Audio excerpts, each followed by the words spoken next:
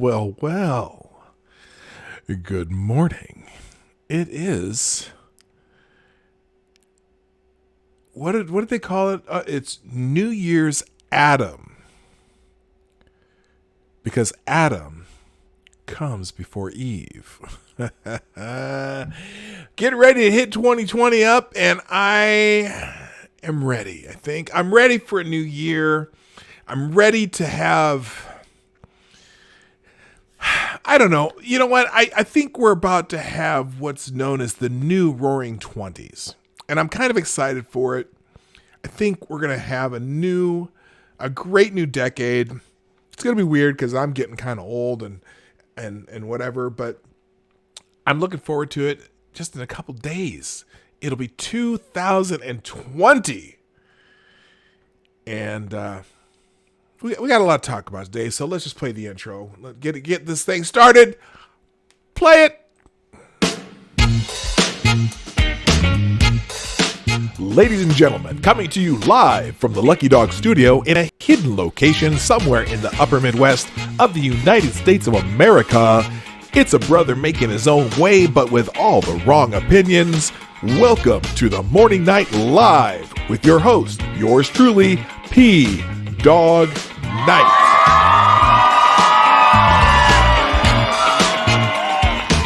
All right, then stop the music. Good morning. Welcome to the Morning Night Live with your host, yours truly, P. Dog Night, on this beautiful Monday, December 30th, 2019. It is New Year's Adam, and it's, which as you weren't here 10 to 20 seconds ago, as opposed to New Year's Eve, because Adam comes before Eve. And we got a lot of headlines from the weekend, a whole lot of stuff going on. But I just, the thing that I decided to feature today in my thumbnail and as a name for the stream was Welcome Back, Carter. Now, some of you may be old enough to know what that reference is. It's kind of it's this little bit of play on words. And so let's do a trivia question based on the title of my stream today. Number one, what am I referencing when I say Welcome Back, Carter? What's the joke? And then the second part is, well, no, I'll do a second part later. I'll do a second part because I want to see if you know what the joke about that is. And then number two, I want to know some key people around my joke. So we'll just figure that out. Seamus Derby, Haze, P-Dog, snow and sleet, and 24 degrees. You know what? That's what we have here in the Twin Cities too. In fact, I'm going to look at my phone here real quick because I wanted to catch up on what the hell. You know, like how old people like to always know about the weather. Well, it's 32 degrees here, but we are getting snow and sleet here. When you live in the Twin Cities, all you got to do to figure out what the weather's going to be like is figure out what happened in Fargo a day or two before. And Fargo had blizzard conditions yesterday. And so I know that we're going to get a bunch of snow today, and it's actually started, so I'm looking out that window. If you look out you can't really see out the window back there because it's kind of fuzzy. But yes, it's snowing, sleet, rain in the upper northern, whatever called, the western part of the Midwest. Yeah, very good, Jason Burns, up your nose with the rubber hose. So you know it's not a Travolta movie. Welcome Back, Kotter was a 70s sitcom that launched the careers. Well, Gabe Kaplan was kind of already had a career, but it really, really launched the career of John Travolta. And so that was one of the big things he was in. You got screwed horribly by the snow this past weekend. Yeah, it was, man. If you lived anywhere near Fargo or in the southern part of North Dakota, northern part of South Dakota, you got hammered with snow and cold and all that shit. So anyway, yeah, so the main feature today, Jimmy Carter, and that's the main focus. Not the main focus, but I just wanted to start with that because I wanted to start with some good news. Now, I have never I wasn't, I was only a kid when Carter was president, but it really wasn't a great time for the country. And not a completely Carter's fault, but he certainly did nothing to improve it. I don't think he was a great president, but I think he's been a very good person in his retirement from being president, especially his work with Habitat for Humanity. And I am a big fan and supporter of Habitat for Humanity. I've worked on Habitat homes myself several times. Haven't lately, though. I might get back involved with it, though, now that I'm winding down my career. But anyway, Jimmy Carter quietly returns to his Georgia church after brain surgery. Former President Jimmy Carter on Sunday quietly returned to his hometown church for the first time since his brain surgery last month. The 39th president was seated alongside his wife Rosalind in the first row during services at Maranatha Baptist Church in Plains, Georgia. Carter, 95. He's 95 years old. Oldest living president. I think it's the longest a president has ever lived. Anyway, Carter, 95, has taught Sunday school at the church, but earlier this month, his church announced Carter's lessons would be canceled and his niece, Kim Fuller, would give inspirational messages during his recovery. The former president was released from Emory University Hospital in Atlanta just before Thanksgiving after spending more than 2 weeks there following a November procedure to relieve pressure on his brain. He was then hospitalized for a urinary tract infection and released from the Phoebe Sumter Medical Center in Americus, Georgia, earlier this month. He said he looks forward to the rest and recovery at home in Plains, Georgia. He and Mrs. Carter wish everyone peace and joy this holiday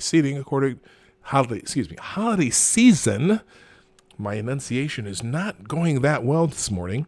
Holiday season, according to a statement from the Carter Center at the time. And you got to remember, Jimmy Carter has survived brain cancer, liver cancer. He was hospitalized twice in October and needed 14 stitches above his brow after a first fall when he hit his forehead on a sharp edge. Remember that? That's the picture that they have shown right there where he hit his head and God, just looked terrible. For a 95-year-old guy, he's hanging in there pretty good. But again, not that I was a fan, like I said, I'm not a fan of Jimmy Carter as president. And he puts his 2 cents in every once in a while in presidential politics, but he kind of stays out of it. But I respect Jimmy Carter for the work he does with Habitat for Humanity, building homes for people, who may not, have that opportunity. And that is where my respect for Jimmy Carter is just huge. So I just wanted to bring that to the forefront. That's my number one story of the day. Everything else is just it's going to be the shit show that went on over the weekend. All kinds of nasty things happening. If you're with me yesterday, we caught a couple of them as breaking news. The shooting in the church down in Texas,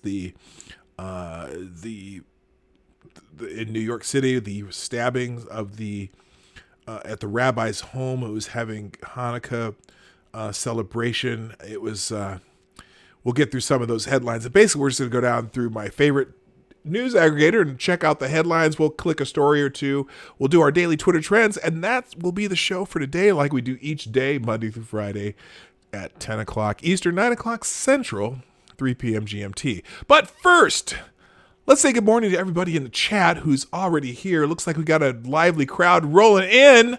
Good morning to Zero the Hero 909. First today, you get the bell, and I ring that bell enthusiastically. I'm nice to see you here. Also, good morning, Dr. No Necro, a.k.a. Necroso Collins, ex-Bubba Hotep, one of my friends from over at the Hard Bastards stream. Seamus Derby, Mr. Dax, Maniac Man, Jason Burns, Cynical Lindsay. Did I say Seamus Derby? Yes, I did say Seamus Derby. Duck Dog, Chi-Town J. The gang is rolling in, and we are going to have some fun today. Just a reminder, the Morning Night Live is brought to you by you, the viewers of the Morning Night Live. Please, please, please, while you're here, share the stream out. I did notice that a couple people have already retweeted my tweet from this morning, telling the show to go out. Necro did. Yeah, please. retweet the tweet if you're on. Follow me on Twitter. Oh, hi, Patrice Ripley. I didn't scroll down far enough. I see that you're here too. Retweet the tweet or do it yourself by hitting the share button right down here. And you can, a couple clicks, and you can share it on a Facebook, Reddit, Twitter. What else do they got there? I know they got one for LinkedIn. I don't know what the LinkedIn thing is, but you can do it on LinkedIn if you want. Good morning, Jaeger Pony. Yes, I see you there too. If you'd like to do super chats or just make donations to the show, help me keep it running, help me pay the bandwidth that I use. You can do super chats in the Streamlabs link. That's in the description down below. It will show up in the chat every once in a while. And be sure to follow me on Twitter at PDogKnight and or on Instagram at Yes That's Marty. But my Instagram, honestly, my Instagram is usually just photos of birds and flowers and nature and stuff. In fact, I'm going to go out and do some photography in this beautiful snow. I'm going to do that. Some photography this afternoon, and I'll probably post some of that on Instagram too. Oh, thank you, Zip Tie. I'm not familiar who Zip Tie is, but thank you for retweeting the show. I appreciate that. So, all right, let's check out the. Let's check out some of the headlines because there's a whole ton of stuff this weekend. And some of these, I'm just going to basically hit the headline. But I do want to read this introduction. JJ Sefton, who does the morning report on the Ace of Spades blog, usually has an introduction to his list of aggregated news stories. And this one I really want to read today, and this is JJ's words, not mine, but I concur on a lot of it. Now, you got to remember. Oh, good morning, Duck. Oh, I did say Duck Dog. I said good morning to Duck Dog. Okay. JJ has a unique way of describing certain individuals, and so if I use some terminology that sounds different from what you might be used to, you'll just have to understand that this is JJ Sefton's version of how the world works. He starts out, good morning, kids, Monday, and we lead on to the penultimate day of the year with something that never seems to end, and of late is getting worse. I'm talking about in-your-face Jew hatred in the form of physical violence. Fresh off the shooting spree at a kosher market in Jersey City, we have two separate incidents over the weekend in the New York suburb of Monsey and within the city proper, Brooklyn, to be precise, home to more Jews than any other place on the planet. Oh, you're acknowledging that you're Zip. Oh, you're Zip Tie. Okay, I didn't know that. I didn't know you were Zip Tie on Twitter, so I'll make sure that I follow that handle there. First, a man, Thomas Grafton, who is reportedly a schizophrenic with a machete, burst into the home of a rabbi just as he was lighting the menorah and stabbed 5 people during a Hanukkah celebration. He fled the scene but was later arrested in Harlem. In light of that attack, Grafton is also being investigated for another stabbing in the same town involving a Jewish victim. Then, in an unrelated incident, a woman, Tiffany Harris, was arrested after randomly punching another woman, a complete stranger, in the face. Now, you probably didn't hear about this story yet, so you're going to hear about it now. As she was walking in Crown Heights. It's unclear as to whether the victim here is Jewish, but the assault occurred just a day after the bipedal cockroach was released. That's J.J. Sefton's words, not mine. Was released from jail for slapping 3 Hasidic women on Friday.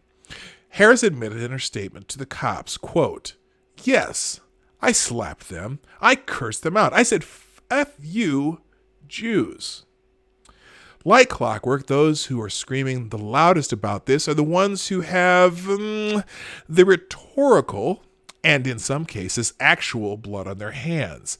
I'm speaking, of course, about the left and its seat of political power in the Democratic Party itself. The fact that they once again are blaming President Trump would be risible were it not so utterly disgusting. Here's a party that is now the home of congressmen and women who are Islamic terrorist affiliated, Islamic terrorist supporting, who need remedial taqiyya for dummies 1.0, as they can barely disguise their loathing of Jews, Israel, and anyone who defends either. The other side of that coin is the godless heathen atheist left that is common cause in seeking for the destruction of American and Judeo-Christianity. That is perfectly exemplified by the words of New York City Mayor Bill de I can't even say it. Bill de Bolshevik, also known as Bill de Blasio, who blames Trump's hateful speech in emboldening the attack. Now wait just a minute here. This is true, and we're going to laugh about this in a minute. But they're blaming Trump for the brother who went and stabbed the black guy. Now, that brother ain't I hate to call him a brother. This black gentleman went out and stabbed some Jewish people in some rabbi's house, and they're blaming Trump. Was this guy wearing a MAGA hat and yelling, "This is MAGA country"? I don't think so. But they're blaming Trump for these attacks, for the attacks. Now, you can say whatever you want. Maybe there's some people who have you could almost peripherally say, oh, maybe Trump has some sort of minor issue and attacks maybe against Hispanic people or something. But there haven't been a whole lot of those. But how can you say that he has anything to do with black people attacking Jews in New York City? And it's not like, oh my God, I don't get it. Anyway, let me continue here. Let's see. Son-in-law is an Orthodox Jew. Daughter is a convert. Recognized Jerusalem as Israel's capital. Told the Palestinians so-called to screw off. Doing everything in his capacity short of war to overthrow the world's terror masters in Iran, while domestically, along with the recent executive order to kneecap the pandemic of on-campus anti-Semitism, which first of all, I disagree with him on that one. I'll explain in a minute. Is improving the lives of minorities and showing them how the Bolshevik and his ilk have had them in figurative chains for decades. Yep, that's certainly hateful, isn't it? Now, Trump's just an aside. Hello, MC. Hammer time! Hammer time just showed up in the chat if you don't know what I'm doing here. And the gayest person on YouTube, too. No, Hammer time's not the gayest person on YouTube. The gayest person on YouTube has shown up in the chat. Okay, let me just do a little side on Trump's executive order.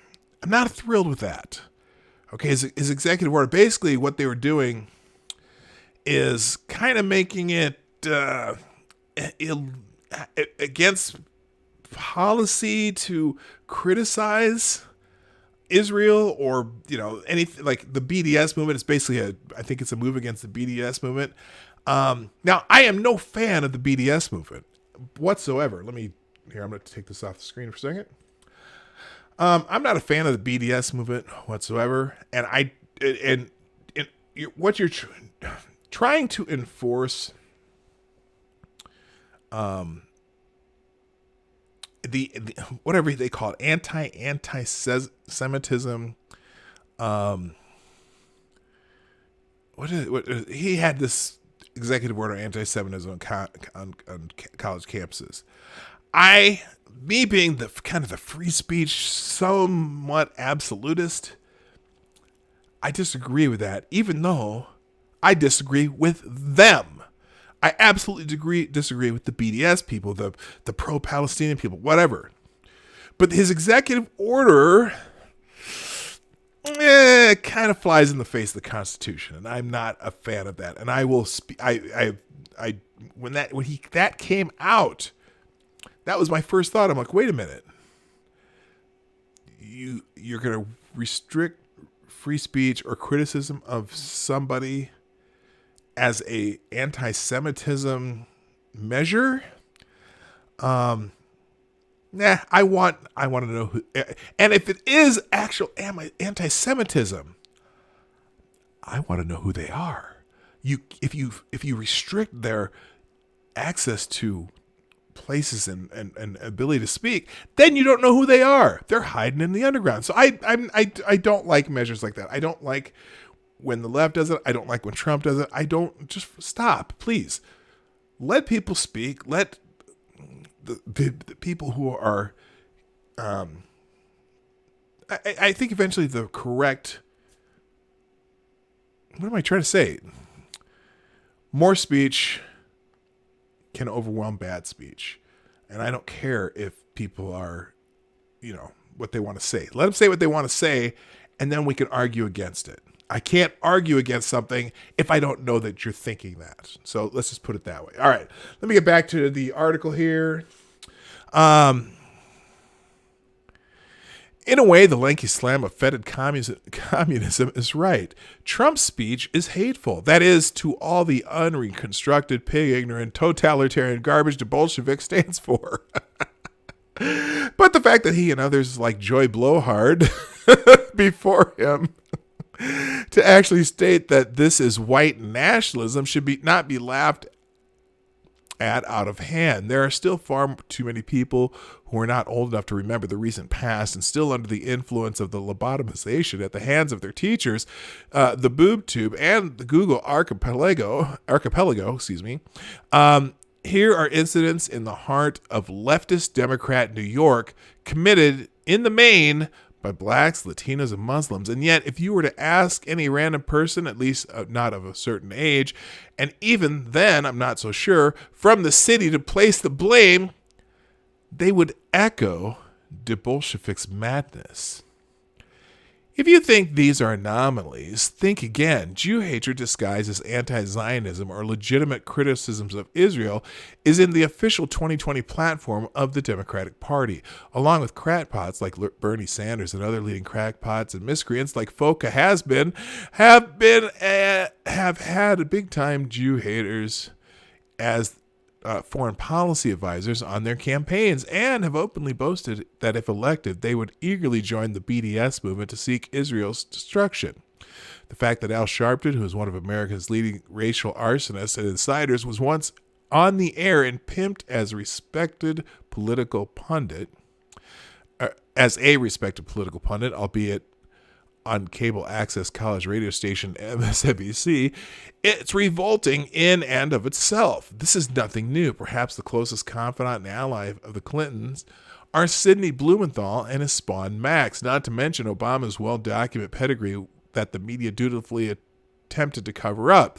For sure, his record of incitement and division is a major driver of what we're witnessing today. And yet, American Jews voted overwhelmingly for Obama, despite all the revelations about Jeremiah Wright, Michael Flager, Louis Farrakhan, and all the rest.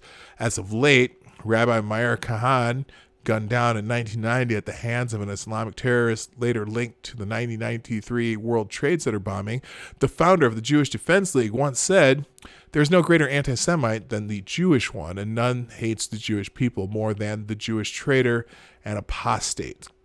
Very strong words.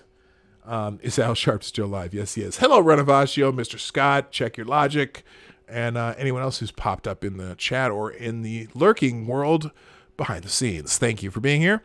There's only one way to stop this, as shown by the shooting incident at a Texas church, and that is conceal and carry firearms training for my co-religionists.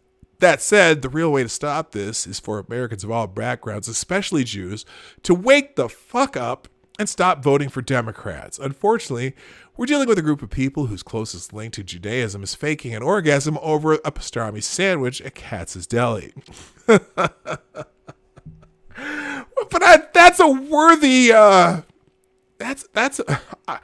know what? If you've ever my bucket list, one of my biggest bucket list things from New York, and I've been to New York about 3 times, New York City. But I haven't been to Katz's Deli. I got to go get a pastrami sandwich at Katz's Deli or a corned beef or a Reuben or something. Have you ever seen that shit? Oh my God, it looks so good. I got to do it. Anyway, I'd say that it continues. I'd say the time is more than ripe for a rebirth of the JDL. The Jewish Defense League. Maybe. There's people talking about having more That's pretty much the end of that. But are there any real Jews left who are willing to see the danger? I have my doubts. That's the end of his opening statement on this. Now, it's funny because there's talk of increasing the police presence in both this town where this happened and in Crown Heights, where a lot of these attacks on the Hasidic Jews, have been taking place, because that's where the large concentration of them are. And there are people actually saying, no, we don't want a bigger police presence because other communities are afraid of the police. Or, it's like, look, then maybe somebody in these other communities need to step up and police their own. And, the Jewish Defense League, which was a group of, basically they were just, they were self-trained, kind of like the guard. I mean, there's even, I don't know if you ever heard of the Guardian Angels too. The Guardian Angels are thinking of patrolling Crown Heights too. I think there's an article in here about that. But the Jewish Defense League, they were just people who went out there and they were not nice. They would, anyone who's attacking Jews, they'd show up and beat the shit out of them. And I don't know if that's the I don't know if that's the answer, but you know what? You're never going to see concealed carry laws in New York City. Not with de Bolshevik, de Blasio. He keeps calling de Bolshevik. That's hilarious. It's not gonna happen. Duck Dog says Sarge makes a better Reuben. Katz has the best pastrami. Hey, that is fantastic knowledge for me, especially. My Lord, I might go to New York City sometime this next summer. Now that my daughter works for an airline and can get us buddy passes, we might do that one of these weekends. In fact, I think the weekend after she got her flying privileges, she literally went to New York City for a day with one of her coworkers. They went there, had lunch, went to a couple different, just a couple different places, and flew back that night. I am like, wow, that sounds really cool. But yeah, this I find it hilarious, and there's several stories about this, how these I don't know a better way to put it, Democrats are all coming out and blaming the era of Trump on these anti-Semitic attacks in New York City. And they dragged out, the New York Times dragged out a study by the New York Times by the latest FBI crime data statistics study on hate crimes. And again, in the 2018 version of the report, hate crime reporting is up. And so they're saying this rise, the 3-year rise in hate crimes during the Trump administration.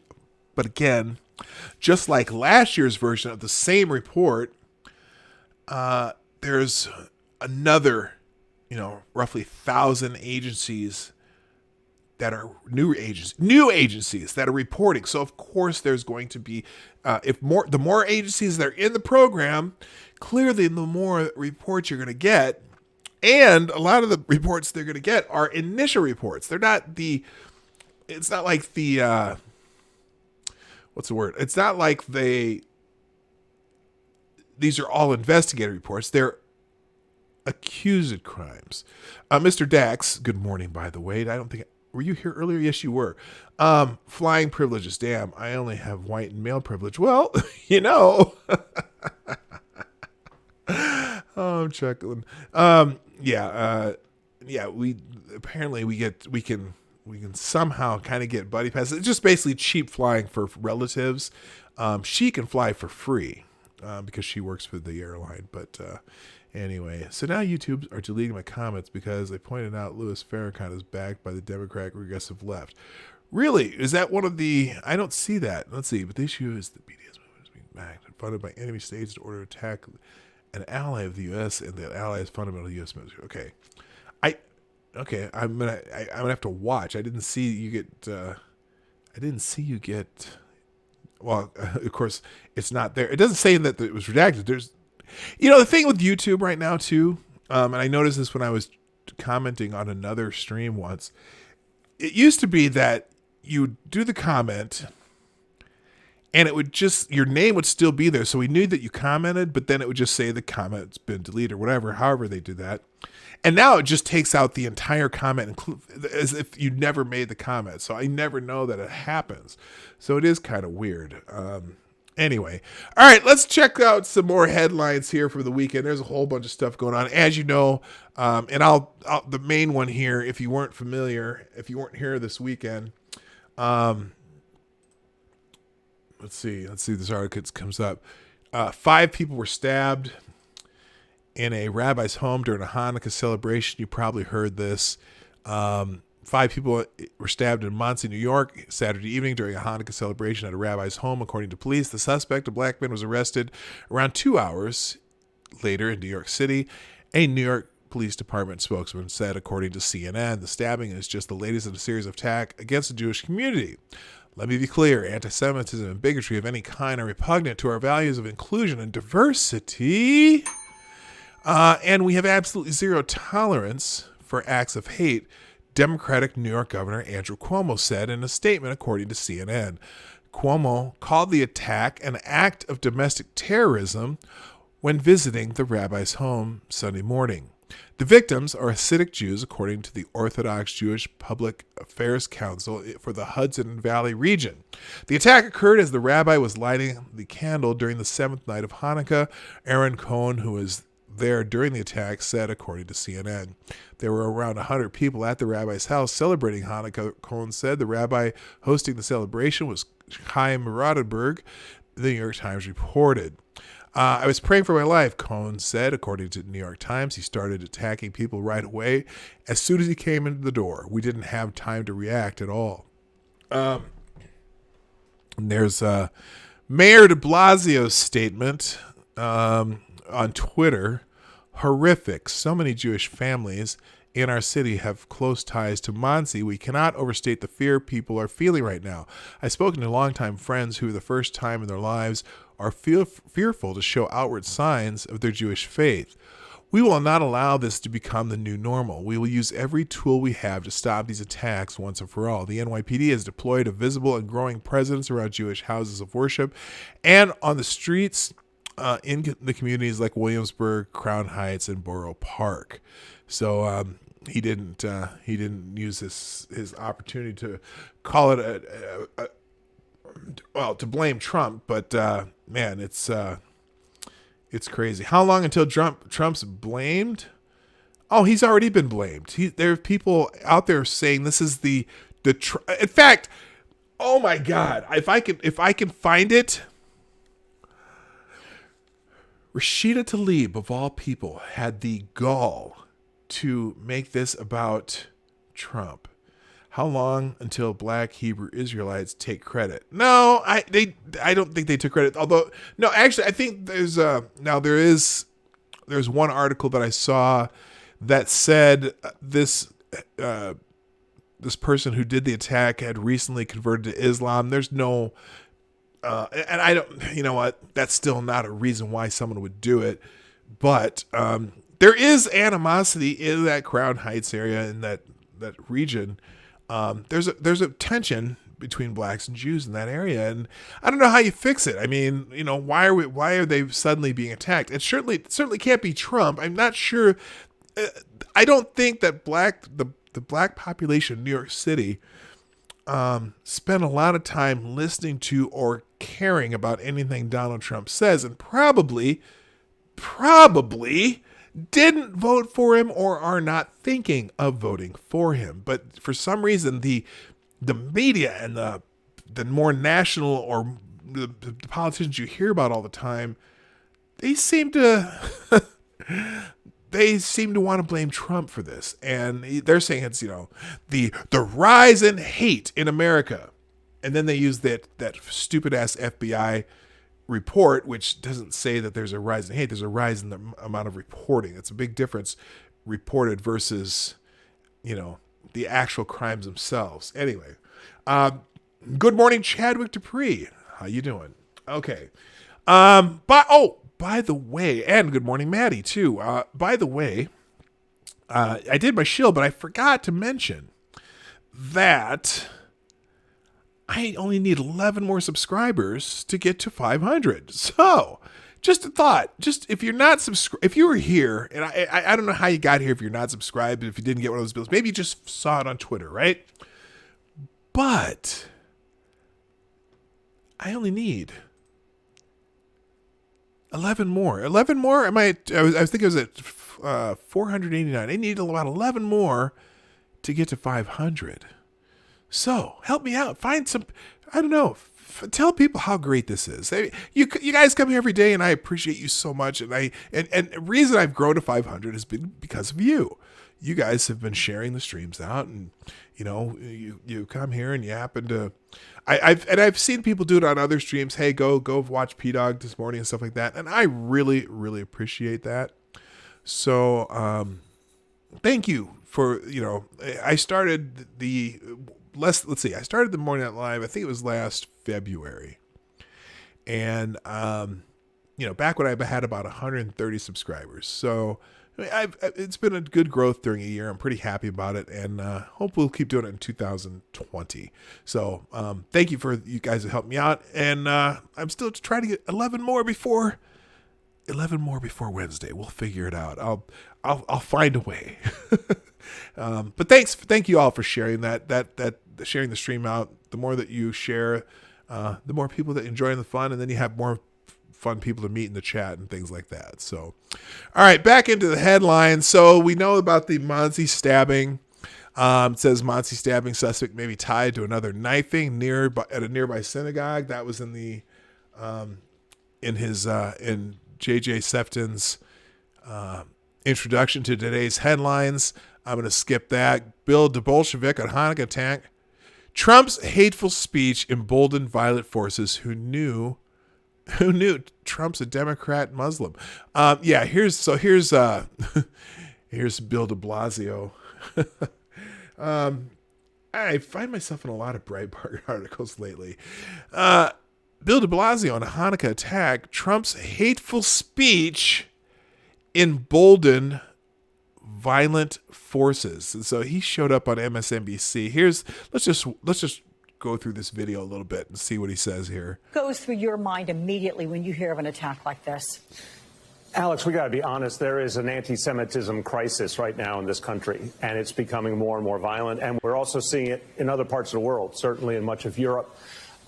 We've got to know our history. We got to recognize when anti-Semitism is growing and when it's taking a violent form. We got to take that seriously. Now, a vast majority of, and now I'm doing a little side here. A vast majority of the quote unquote anti-Semitic attacks, so attacks on Jews, Jewish people, where are they happening? Vast majority of the incidents involving attacks on Jewish people are happening in New York City. So even though some of these incidents that are the most violent... Sorry for the fuzzy video here, by the way. ...have happened, all of them have happened outside of my city. Oh! Pittsburgh. What? What did he say? Have happened, all of them have happened outside of my city. Pittsburgh, Poway, California, Jersey City, now Muncie. Okay, no. Now remember, those are, he can name, it's funny how he can name those 4 incidents, but there have been dozens of incidents in New York City over the last year. Dozens. It's amazing how, I don't know how he can say that these events are happening mostly outside of his city. That's a load of crap. Just because, well, anyway, let's go on. Upstate. It's a sign to all of us that we got to do something differently. So we're going to be making announcements later today of additional measures. But what we've tried to do is a combination of a very strong police presence in the Jewish community as a preventative measure, as a reassurance. Because, Alex, people are scared. I have talked to so many people in the Jewish community who feel scared right now. They feel fear. They feel that if they show signs of their religion out in public, that they may be targeted. That's not acceptable. That's not something that's acceptable in New York City or anywhere in America. So it's going to take the strong police presence. It's going to take prosecutions for hate crimes, but it's also going to take a new effort to educate young people, to get out into communities, bring together. And I wish I knew what is that education? You have to educate young people. Educate young people to not to be shitty people. I don't know what you clearly that the idea of teaching any kind of values in school has gone out the window, right? What are you educating young people about? Okay, not to be dickheads to people who are different than them. But that's not a value. That de Blasio probably normally, takes in. I don't know. Or gosh, it's embarrassing. Renavashi, if you think it's bad in the USA, try here in Europe. Strangely, the more Muslims the left imported, protected, and defended, the more anti-Semitism we've seen. Couldn't be anything to that. No. Yeah, I know.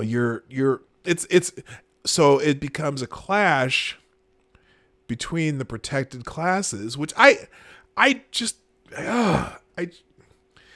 it's so antithetical to how I grew up, but yeah, it's the clash of cultures doesn't help. I'm not saying that the incidents in these other cities had to do anything with another religion that we've been importing, because it has. Some weren't. I mean, but it's just it's just getting nuts. Together multi-ethnic coalitions, because the way to solve this is with actually encouraging unity and encouraging a real presence out in the streets of people who want to work together to stop this trend. History teaches us never let a community be attacked and ignore it, or the next community will be in the crosshairs. But, and it's funny because in this case, in New York City, it's one protected community attacking another. And there's, oh my gosh, let me show you a bookmark I have here, because this one made me laugh. And did I not bookmark? Oh, here it is right here.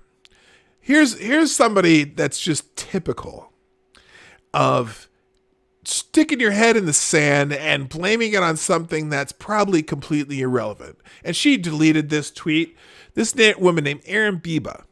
The situation in New York, and let's be clear, we don't know who perpetrated the Monsey attack yet. Well, we do now. Is massively complicated. Oh, it's complicated. Yes, the attack in New York is complicated, and a growing division among two communities. What we need right now is a way to find solidarity with each other against our shared enemy of white supremacy.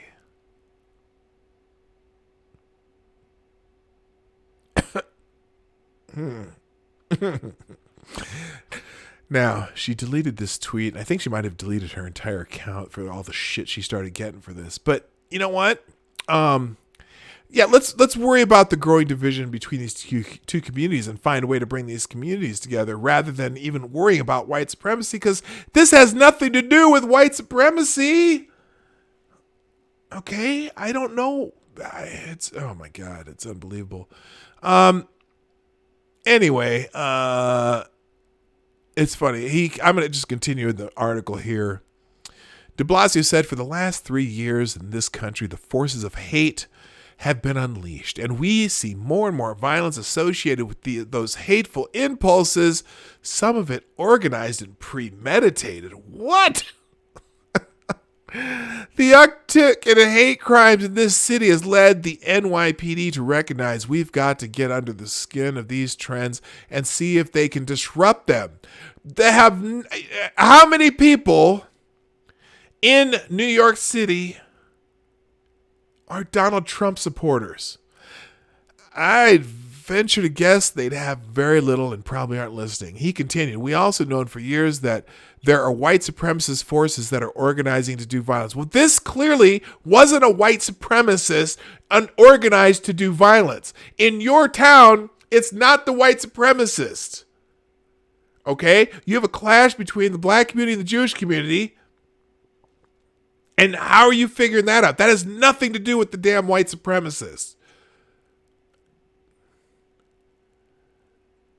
They've targeted law enforcement. These right-wing militias have targeted law enforcement for years in this country. Well, we certainly haven't seen many incidents there, have we? But I tell you what, Mayor de Blasio, if those incidents come up, we can condemn those too. And those incidents are so few and far between, but they'll make national news, won't they? Because Man Bites Dog sells newspapers and clicks on the internet. And also gives you things to talk about when you really don't want to talk about your own damn city.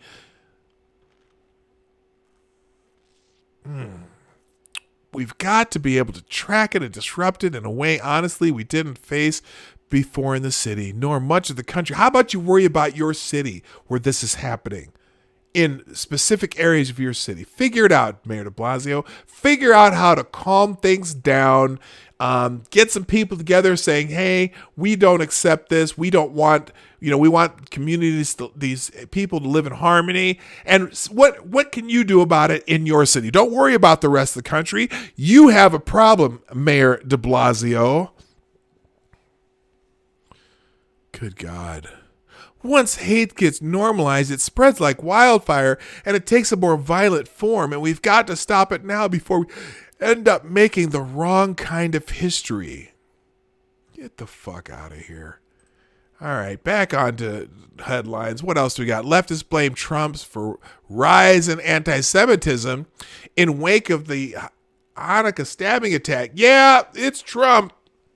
It's just Trump. Nobody else. No. It has to be Trump because you know what?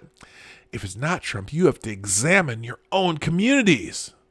You have to examine, do you think the BDS movement causes any anti-Semitism? Do you think the Linda Sarsours of the world, the Rashida Tlaibs of the world, the Ilhan Omars, who said openly anti-Semitic things, but you give her a pass in Congress. You think any of that has anything to do with it? And I'm not saying just Muslims, okay? I mean, there's plenty of rabid BDS people that have in the college campuses that have nothing to do with their religion. So that's not what I'm saying there by mentioning those people. They're just people who, Al Sharpton, or Farrakhan too. There was a speaker. I should have bookmarked it. I don't think I did. A speaker at a college campus. Let's see here if I can find that. It was in my. It probably won't show up here. Speaking at Cal State. San Diego State University. It's probably not going to be able to find it. But who is a representative, Louis Farrakhan. And the shit she was saying in this clip we shown. Here, let me see if I can find, let's see, SDSU. Let's go look, let's look there.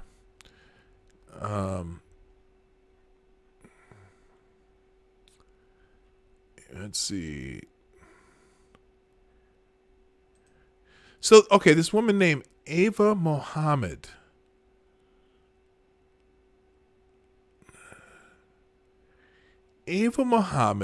Minister Ava Mohammed, national spokeswoman for the Honorable Minister Louis Farrakhan, is going to go speak at. Oh, this is a 2-hour speech. Holy shit! Let's see. Maybe this is the clip here.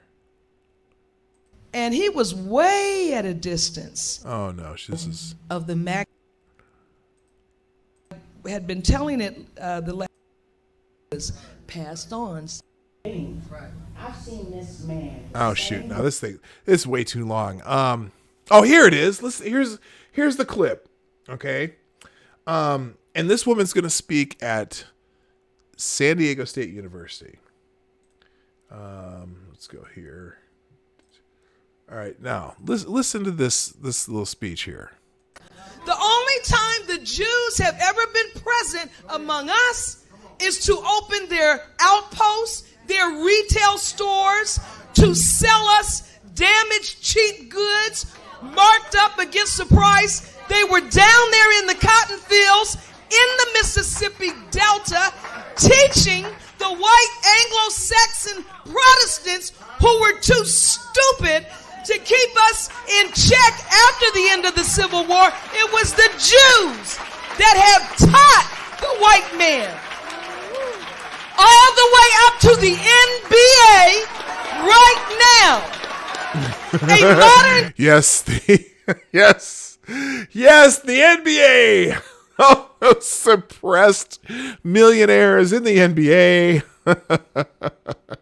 Taught them all the way up to the NBA, the modern day plantation known as the NBA.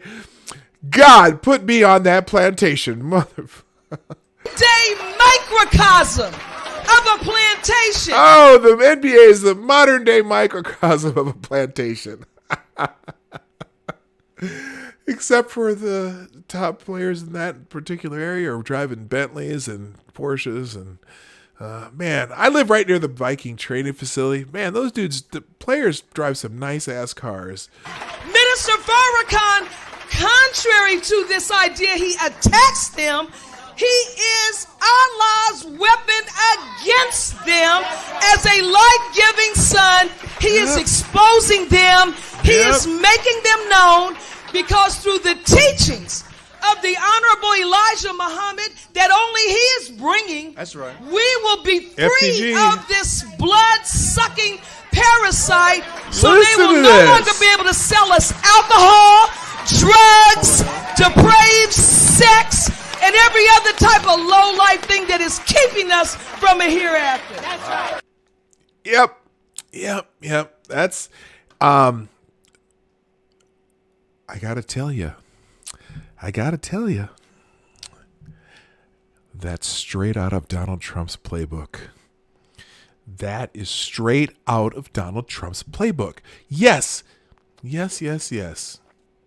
It is. It's out of Donald Trump's playbook. Now, now look.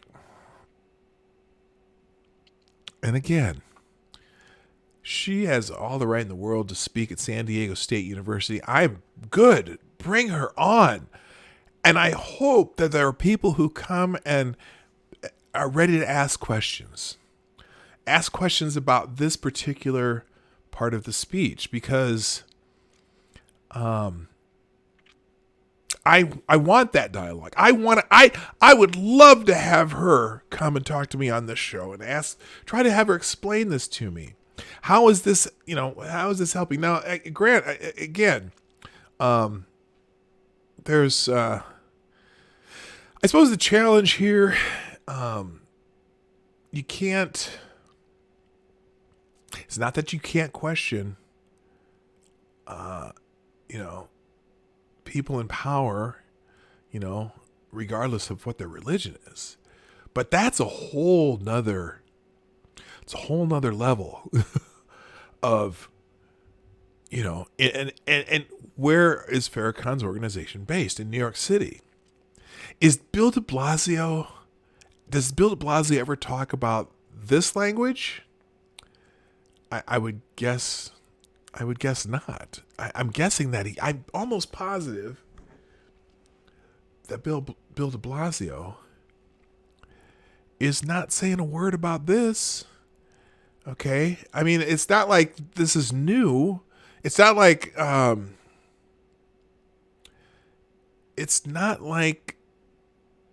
anything Louis Farrakhan says is new. And you know what? I am not. Farrakhan's an interesting person in the whole Nation of Islam, because the kind of the whole, if they could do it without blaming Jewish people or blaming other people, the concept behind black empowerment, black nationalism, or behind what Farrakhan is trying to espouse, and is what Malcolm X was trying to espouse, is instead of, well, especially, and I'm going to say Malcolm X, especially in his later days, it wasn't about trying to worry about what other people were doing to us, but what can we do for ourselves? How can we, as black people, learn to do for our own, do for ourselves, build businesses, do business with each other, and in fact expand that business out where we can start selling to other communities, so to speak, instead of always having to go to, having other communities come in and sell shit to us. And I don't have a problem with that message.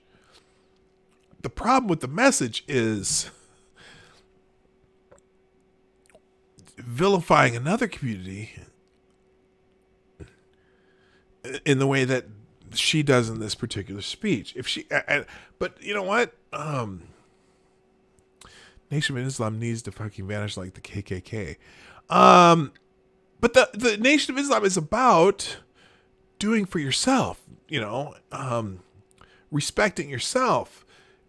And so that's where the struggle, at least for me, in talking about it comes from. Because this whole shit about blaming someone else, get the fuck out of here. I don't want to hear that. But the message of do for yourself is a powerful one. And so this message becomes complete and utter cringe. So anyway, so yeah, that's leftists blaming Trump for the rise of anti-Semitism. Well, anti-Semitism was already there, and it's not new. The rise in it? Come on. Give me a break. Speaking of that woman who assaulted the women, there's a little article on this one too. Woman accused of assaulting 3 Jewish women arrested again days or a day after release. As soon as she got out, she went and assaulted somebody else. A Brooklyn miscreant accused, this is the New York Post. I said the Washington Post the other day. The New York Post cracks me up because it's very tabloidish in their language, but it's hilarious sometimes. A Brooklyn miscreant accused of slapping 3 Orthodox Jewish women last week struck again on Sunday and was busted for assaulting another woman, police said. A day after she was released without bail on charges stemming from the Friday attack, Tiffany Harris was charged with assault for slugging a 35-year-old in the face on Eastern Parkway near Underhill Avenue in Prospect Heights, another hotbed, at about 9:15 a.m. She got out and punched somebody early in the morning. It is unclear if Sunday's victim is Jewish, and police weren't treating the incident as a hate crime. They weren't. Shocker. The victim suffered swelling and bruising in her right eye from the pummeling, police said. On Friday, Harris allegedly assaulted 3 Orthodox women on Eastern Parkway near Kingston Avenue, one of the at least 8 anti-Semitic incidents in the city last week. 8 last week. Oh no, Bill de Blasio, it's not happening in your city. You named these other 4 incidents in other cities, but you got 8 last week in your city? Somebody call the mayor's office and let him know what's happening in his city, please. Yes, I slapped them. I cursed them out. I said, fuck you, Jews. Harris admitted to cops after that attack. I'm probably going to get a strike for that. According to a criminal complaint, 2 assaults occurred about 1 mile from each other. So, wow. Yeah, that's what's happening in Bill de Blasio City. 8 attacks in the last week. Way to go, Bill. Oh, maybe I should have said, way to go, Bill, but I might get in trouble for that. But you know what? I have a black card, so I can certainly get away with it. Let's see. Deadly Exchange, time to speak out against anti-Zionists who seek to turn blacks against Jews.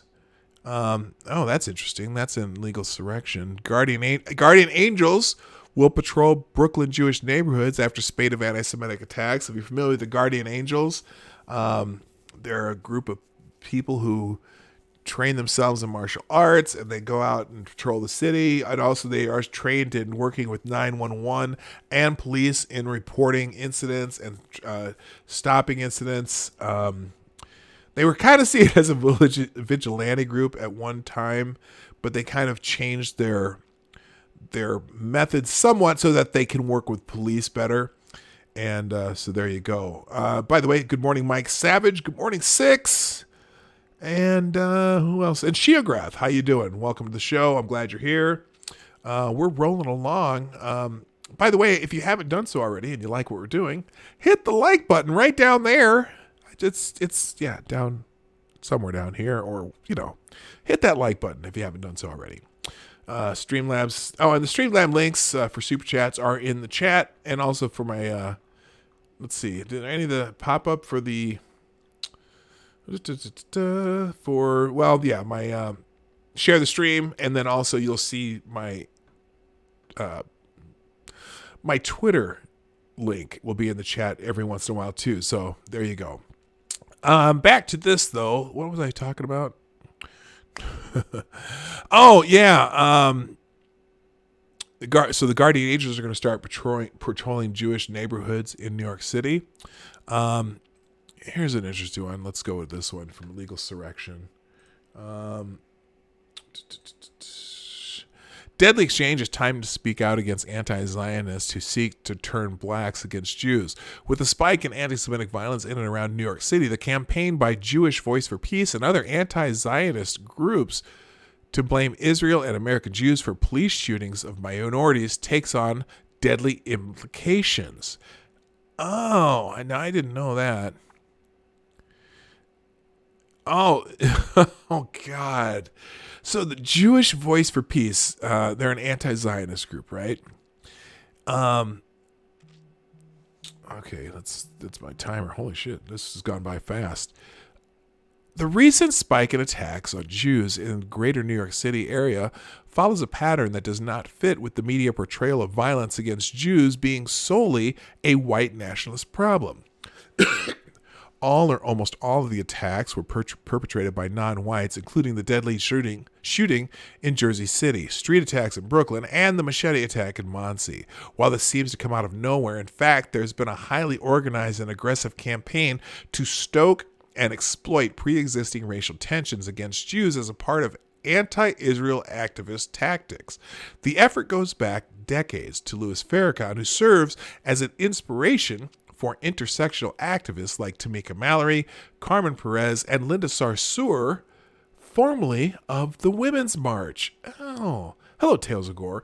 Oh, no. Don't, no. Unliked, there is always going to be one, there's always going to be one dislike on my stream, and I am perfectly fine with it. That's from Duck Dog. That's just Duck Dog's thing, and I have no problem with it. Further, on the like thing, if people don't like what I do, that's fine with me, as long as you let me know. And also, I absolutely encourage people who disagree with me to speak up in the chat or whatever.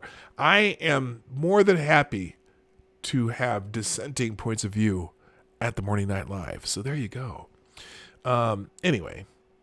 So there you go. Anyway, while this seems to come, okay, it seems to be in fact, there's a highly organized and aggressive campaign to stoke and exploit pre-existing racial tensions against Jews as part of an anti-Israel act. Okay, you already read that. Tamika Mallory, Carmen Perez, and Linda Sarsour, all out of the word is known anti-Semites, but they certainly make anti-Semitic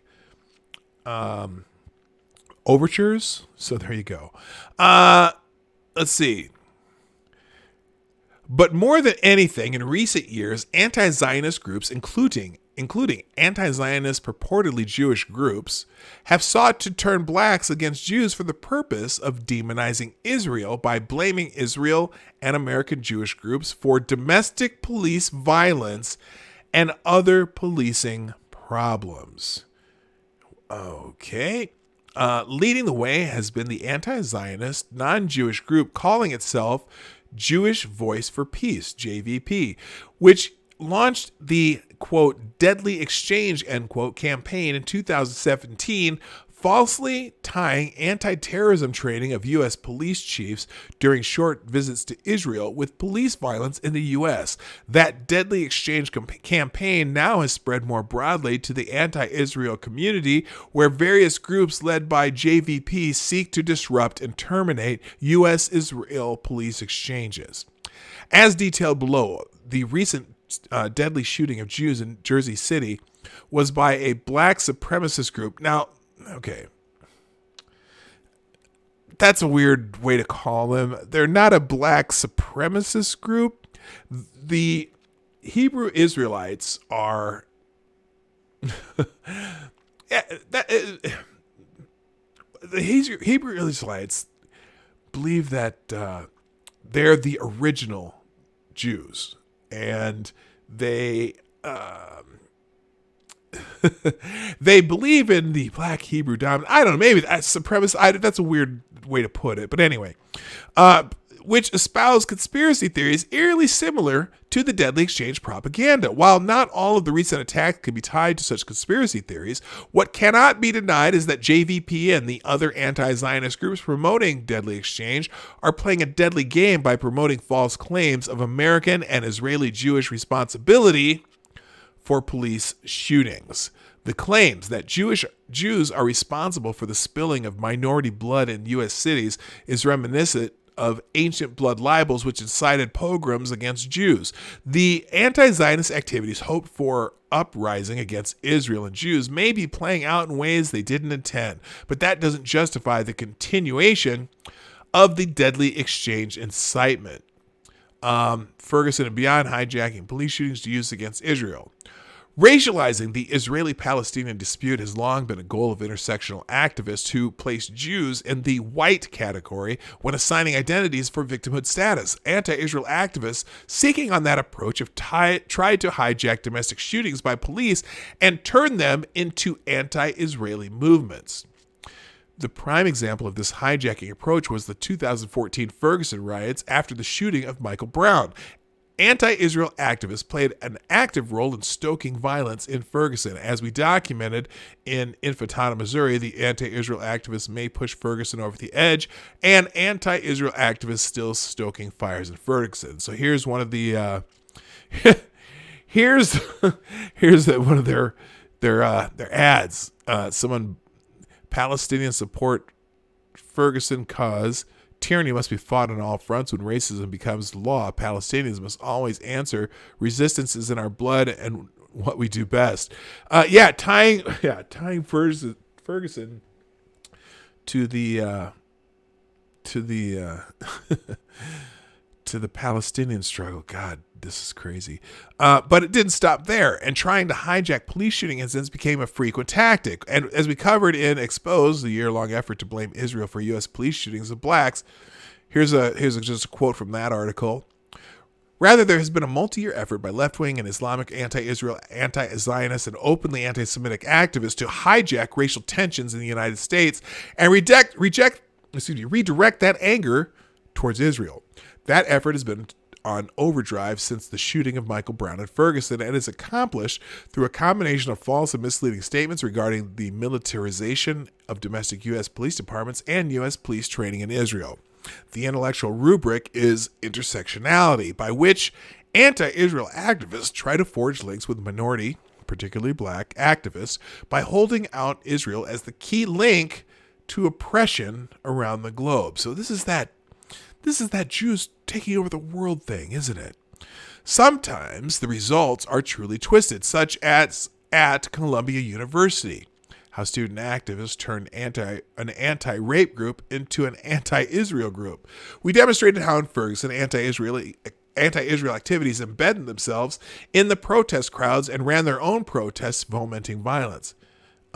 As much tension as there is, the underreported story is the active role of pro-Palestinian activists who have exploited the Ferguson riots and tension this summer and fall to push their anti-Israel agenda and anti-Israel agenda, that anti-Israel agenda, which involves encouraging confronting police in solidarity with Palestinians, is helping provide the accelerant to an already volatile situation. So Deadly Exchange took the tactic of hijacking police shootings and turning them against Israel to a new and much more organized level. No longer was blaming the Jews for U.S. police shootings an anecdotal tactic. It became the prime focus of the anti-Israel movement. And here's a Deadly Exchange tweet. The JVP Live campaign to end U.S.-Israel police partnerships to reimagine safety for all beyond military occupation and policing. So they're tying... Oh, my God. I didn't read this series. That's interesting. And they've written extensively about Deadly Exchange, a campaign launched in 2017 by JVP, including the following posts. And they listed some posts here. Here, I'm going to give you this one. You can... This is a really great article. You can check it out yourself. I'm going to put that in the chat because I need to get moving on here. So anyway, yeah, it's nuts. Just a couple other things that have happened. Let's see. Trump shares report alleging Pelosi's son involved in Ukraine corruption. Yeah, there's a report out here. Let's click the right one here. There, whoops, wrong one. There we go.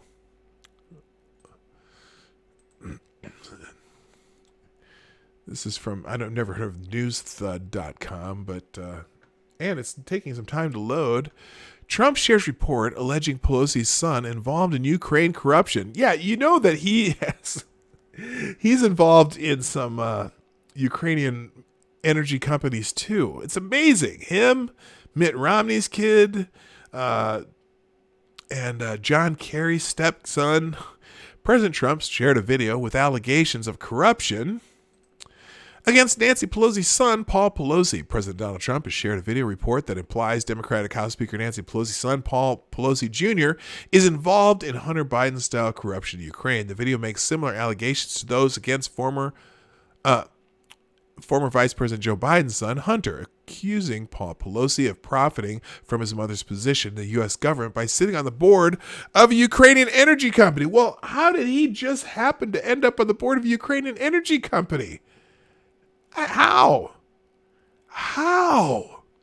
The short video clip from One American News Network contains a report from the American Mirror that reportedly been removed from social media and deleted from YouTube. Oh, they took it off. I know they've moved it. The video alleges that Paul Pelosi leveraged Nancy Pelosi's influence while working as a board member of Viscoil and an executive at a related company, NRG Lab. The random Twitter account uploaded the video report with a caption that reads, OANN, One American News Network, exposes those Democrats with the rats in capital and their Ukraine ties Joe and Hunter and Nancy and Paul seems like it's a family affair. What's going on here? Pay attention to 113 in this video as it has been removed from social media. Okay, so anyway, we already knew that that Joe Biden wasn't the only one who had relatives dipping into Ukraine. Hello, W.R. Croston. How you doing? All right. I'm running out of time. There's so many headlines I wanted to just touch on.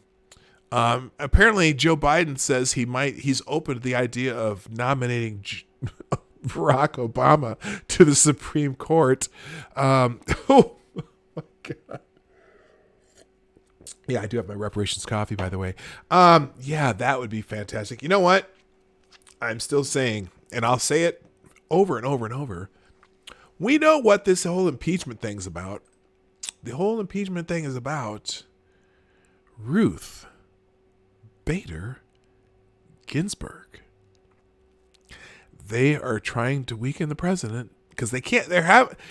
I just don't know which one of these candidates is going to beat him. Apparently now some people are saying that Bernie Sanders really could be the nominee for the Democratic Party, for the Democrats. And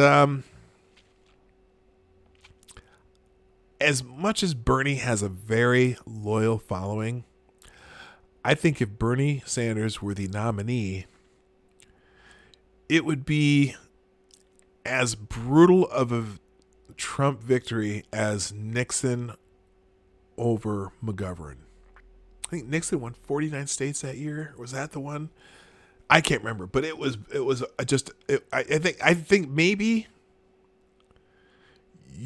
because the moderates, the independents, all you have to do is keep saying socialism, and I think it would be very tough for Bernie Sanders to win. I'm sorry.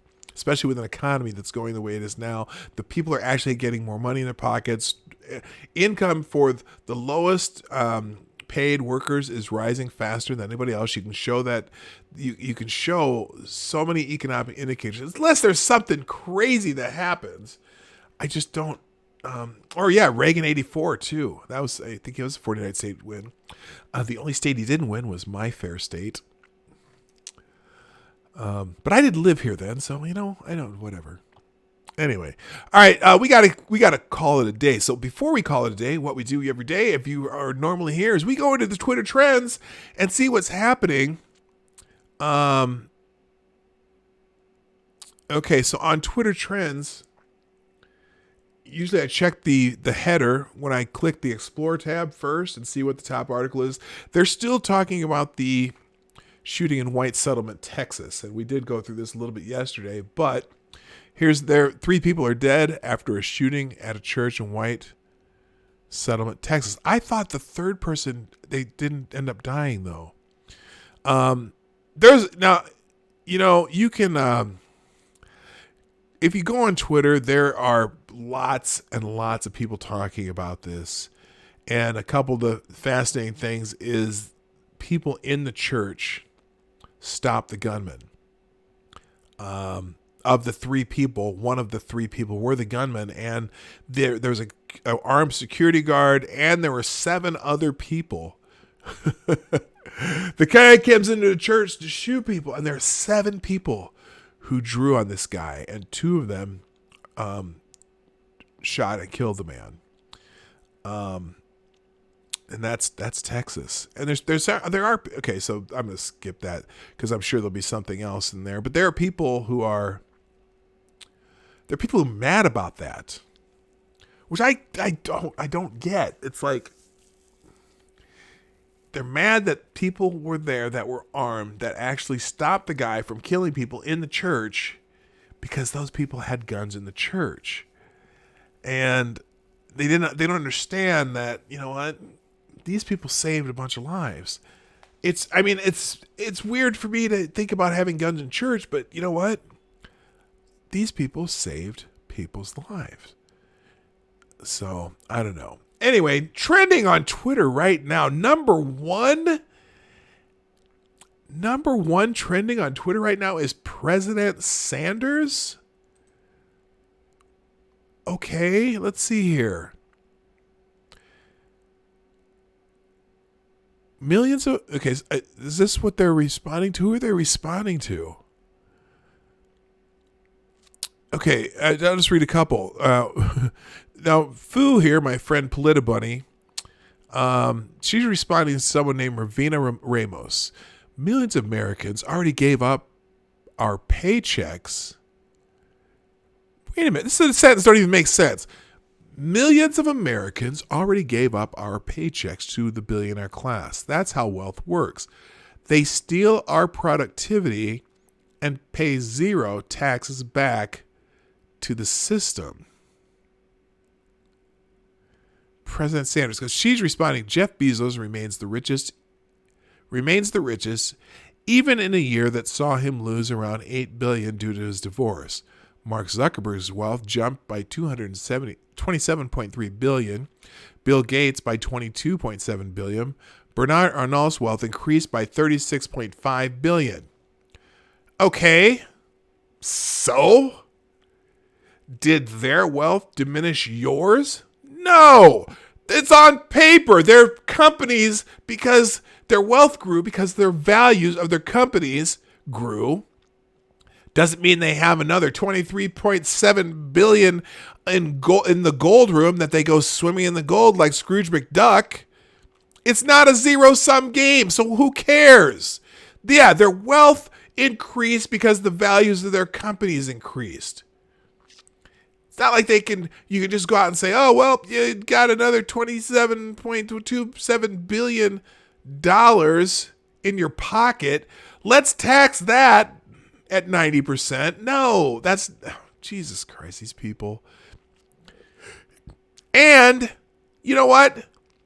The only reason Jeff Bezos' wealth affected mine is guy bought a whole bunch of shit from Amazon, and I voluntarily gave money to Jeff Bezos because I found some shit that I liked that I needed, and I bought it, and they sent it to me. And I willingly did that. Oh, my God.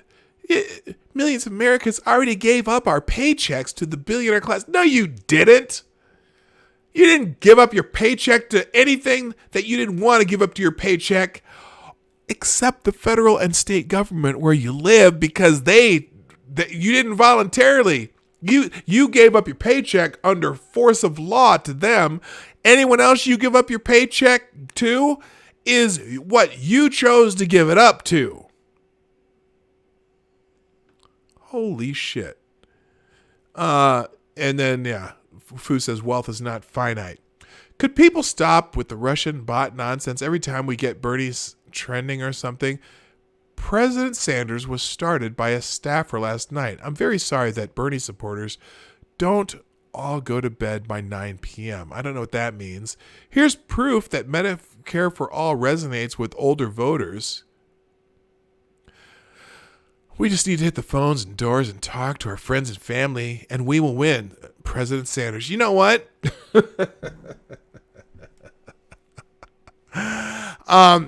I'm going to say, here's what I'm going to call it. Don't call it Medicare for All, because that's really not what they're selling you.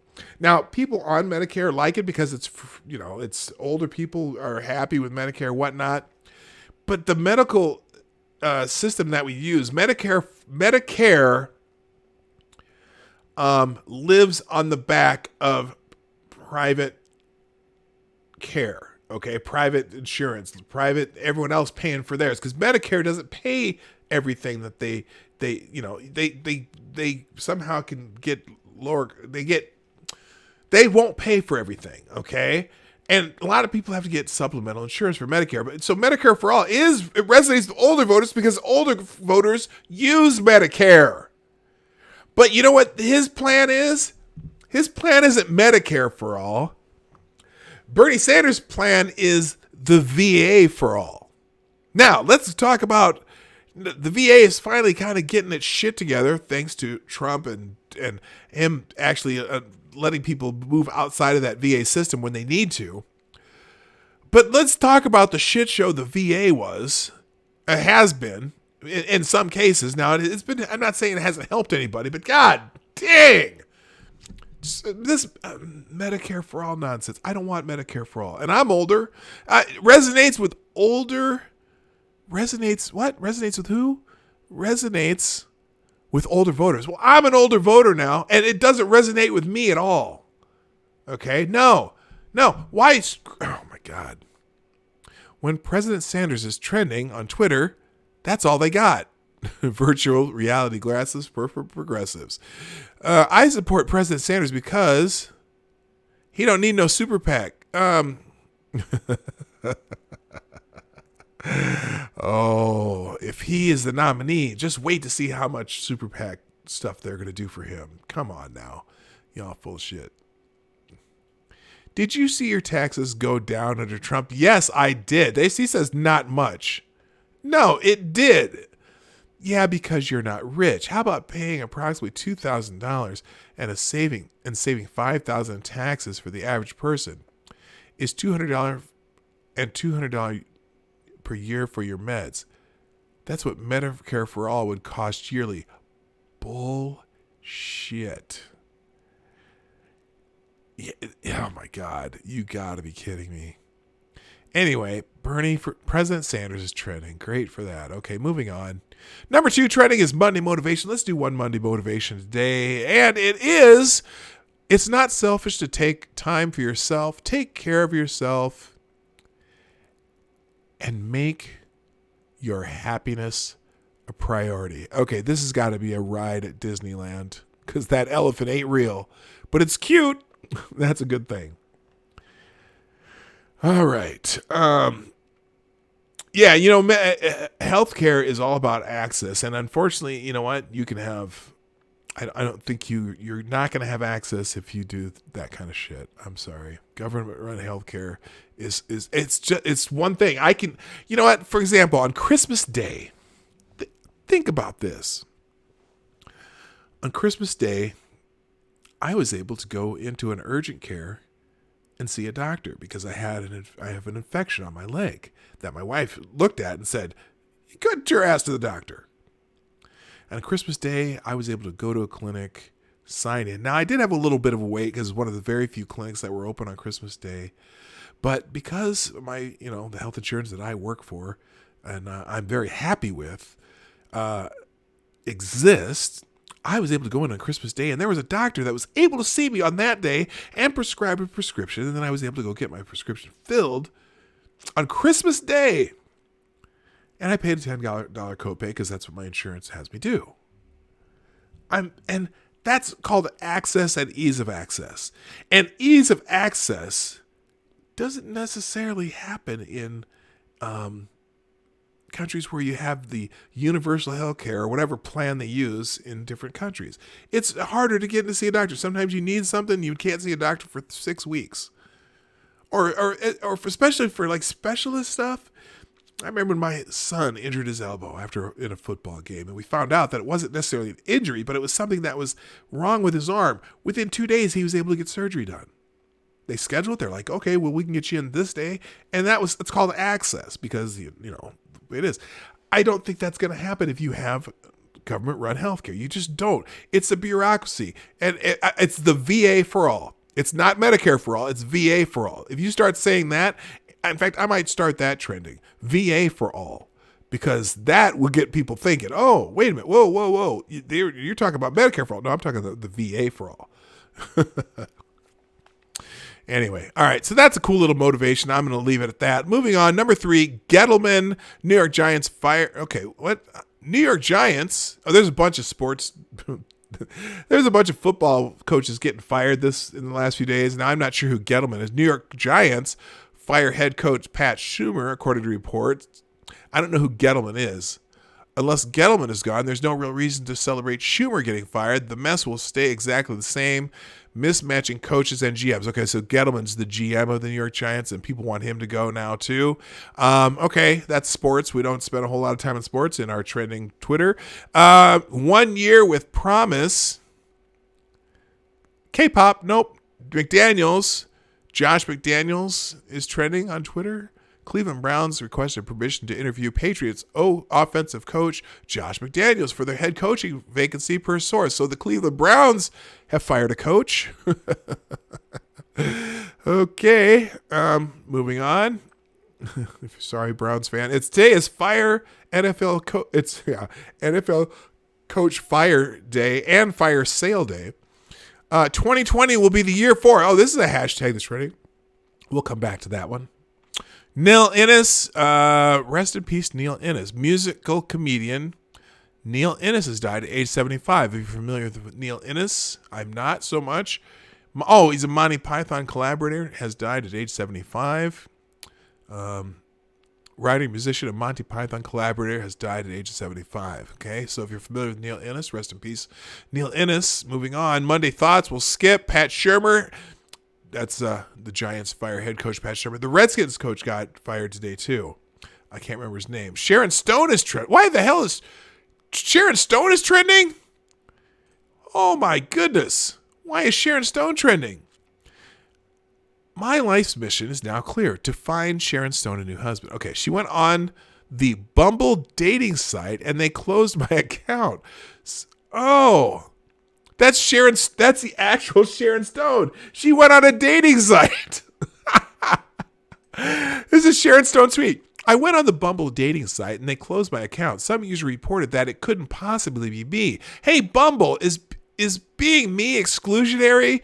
Don't shut me out of the hive. That's hilarious. Then she put here, you've been blocked. We're committed to keeping Bumble safe, which means we have to enforce certain rules when our values are violated. Your account has been blocked because we've received several reports about your profile being fake. No, they just showed her some footage from, what was that movie she was in where she did the whole leg spreading thing in the middle of the show? I don't know what. Whatever. Something lethal, deadly, something. Anyway, if Sharon Stone can't get a date, there's no fucking hope for any of us. And I'm sorry, but stop trying. Why is Sharon Stone going on Bumble? Okay, that's going to be trending. I bet that moves up into the top, whatever. And she's aged well. She's cute still. Look at her. Holy shit. Sharon Stone got kicked off of Bumble. That's hilarious. Bruce Allen,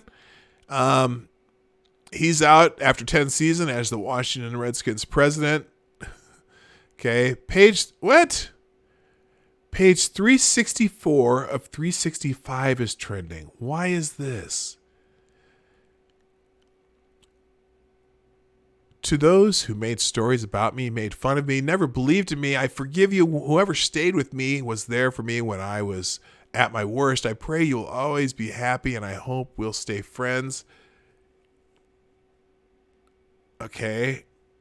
What? Page 364. Maybe we weren't meant to be together. Okay.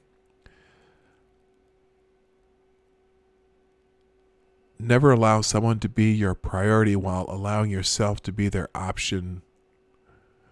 Okay. Are these people just, okay, I'm thinking that this has something to do with writing the last page of your story. That's the only thing I can think of. Because this one here, then here's one.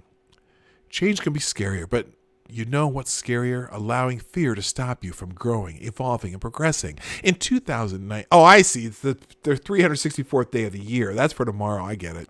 So you're writing up your story for 2019. In 2019, we fought a lot of silent battles and shed many tears. Let's start a new journey full with happiness in 2020.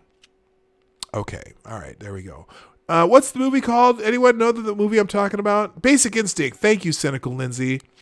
Yeah, that's it was actually a pretty good movie. I just never understood the big deal. I mean, the big deal about the movie was Sharon Stone, opening her legs, and whatever.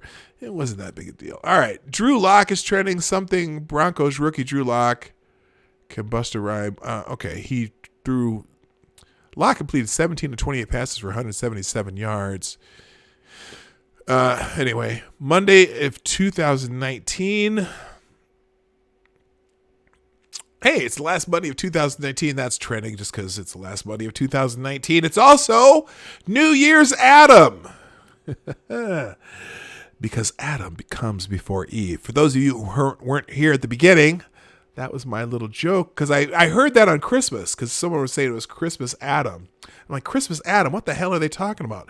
Oh, Christmas Adam is the day before Christmas Eve, because Adam becomes before Eve. So anyway, Patti Smith is trending, the musician. Let's see. Happy birthday to Patti Smith. Here she is with my Uncle John. Oh, interesting. I always love this photo of them. No comments, please, just impressions. Yeah, when did she die? Or did she die, or is she alive? It says happy 73rd birthday to Patti Smith. Good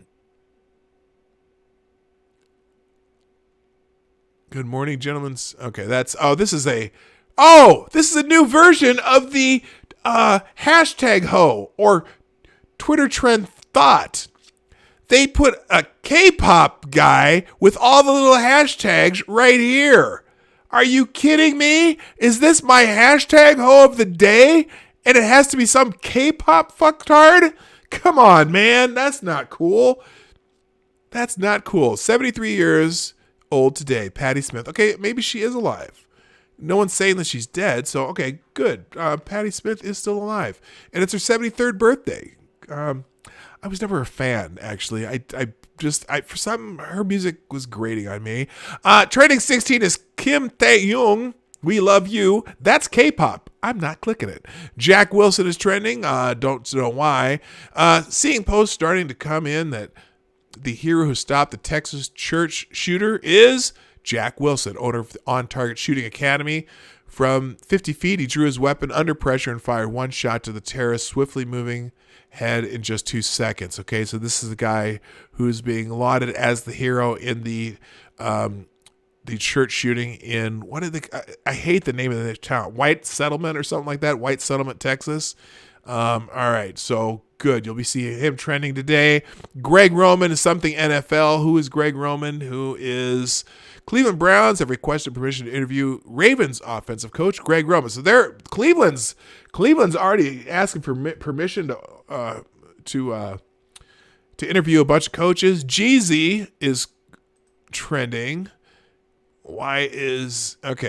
Oh, this is Denver Bronco rookie quarterback Drew Lock rapped Young Jeezy's "Put On" word for word on the sideline. Hey, this should be entertaining. Let's check it out. Oh, nope. I don't want to get a. Okay, I'll just do it without the sound because I don't want to get a strike for that shit. Come on. Good morning, Zombie Teddy. How you doing, Mr. No, I already said hi to Mr. Scott. 6, you're here. Good. All right. So anyway, he's on the sideline. That's why he was trending earlier too. Not because of his passing performance, but because he was rapping. And I don't care who Scanrick, Orlando Scanrick. I don't care who that is. But let's go to. We're gonna finish with the hashtag 2020 will be a year for, and we'll just check out a couple of these, and then we'll call it a day. 2020 be a year for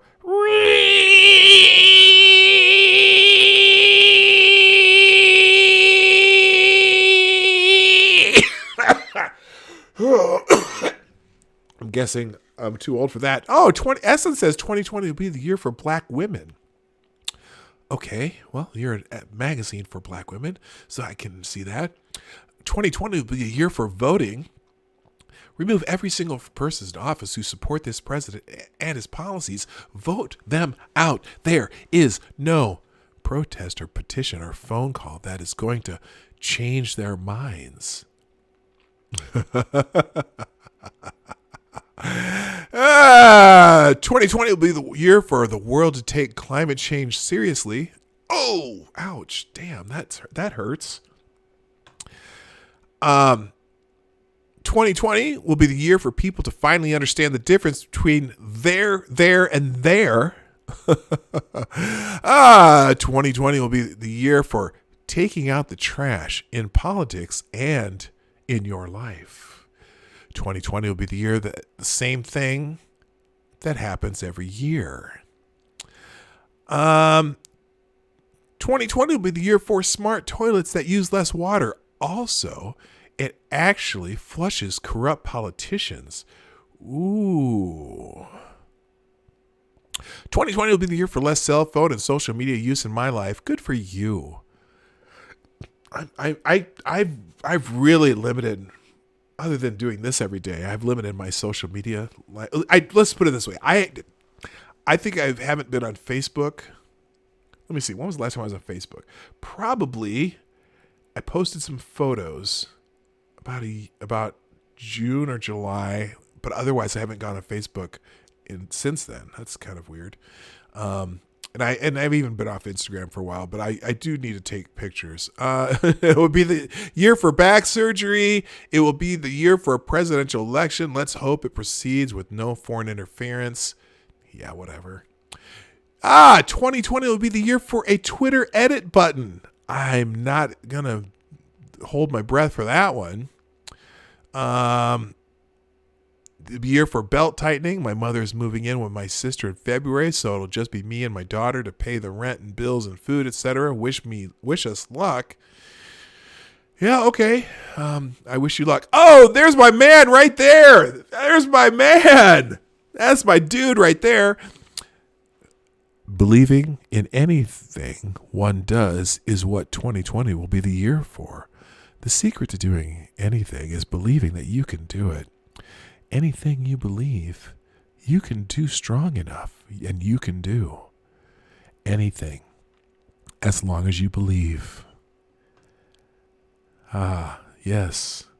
And we'll put some birdies up here and a little bit of clouds. Yes. You know what 2020 is really going to be? 2020 is going to be the year where people are going to lose their flipping minds. It was fascinating. I got to look at my profile here real quick. I saw something on Twitter where it was from The Hill, and it said this: Virginia's school system implements landmark new policy allowing absences for student protests. And I'm thinking to myself, why would the Virginia school system do that? And the only thing I could think of is the Virginia school system is getting ahead of the game. Because when Donald Trump gets reelected, it's going to be an epic season of protests. And the Virginia schools are going to want their kids to get out in the streets. Now, when I saw that article, Virginia's school system implements landmark new policy of allowing absences for student protest. My first thought was, if I were a student in the Virginia school system in the current year, I would plan a protest every Monday and every Friday. And, hey, what are they going to do? Are they going to fail me? Well, they don't fail you in high schools anymore. They don't have a fail button. They need to have a fail button. They need to have a button that says, you know what, dude, you haven't finished. You haven't accomplished what you need to accomplish to get out of this school. And what we need is for you to come back and really assert yourself and really work to accomplish something. And if you can't do that, we're not going to let you get out of the school, or you can just go be poor. Yeah, pro-gun protest. That's what they need to do. Man, that shit in Virginia is going nuts. Well, maybe we'll have a chat about that tomorrow. By the way, scheduling notes. I will be here tomorrow on New Year's Eve. I will be here Wednesday on New Year's Day. I'll be here Thursday, the day after the new year, and I'll be here Friday with some guests. Now, the guests haven't responded, and I'm going to try to have guests every Friday in the new year. Dog Park Fridays is going to be a thing, and I'm going to try to have that announced by today. If the guests that I've invited don't show up or don't respond by today, I have some backup guests that I will have on the show.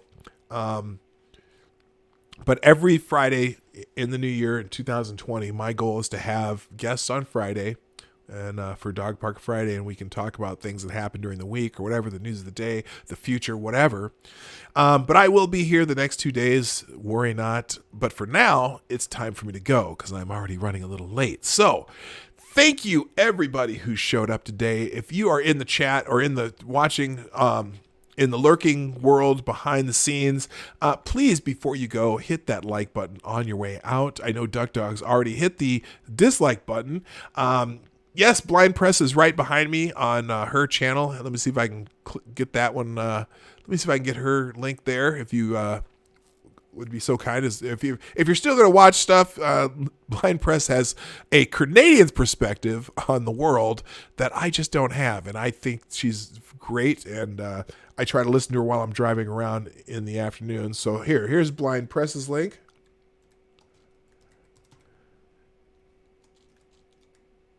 Blind Press is next, and the link in the chat. There you go.